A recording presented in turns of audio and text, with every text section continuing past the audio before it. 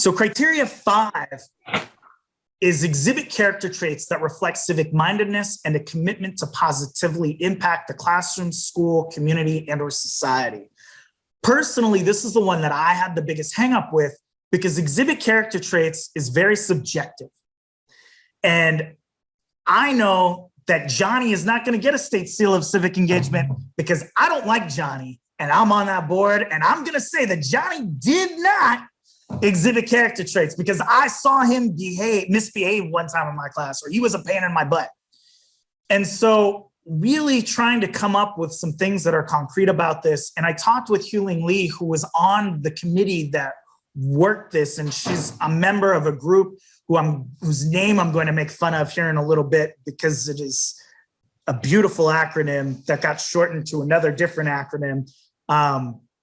But their intent, or the intent of this criteria, was that somebody who's not the student's mother, father, parental figure, cousin, aunt,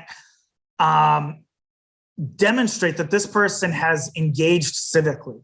You know, whether that be like a letter of recommendation or a check sheet that talks about that, or an evaluation form from the interest group or organization that they worked with.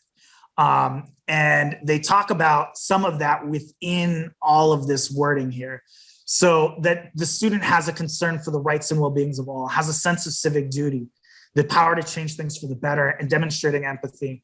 And the reason why I go back to my example about not liking Johnny and not wanting to award him a state seal is that we've all at times have been non-empathetic.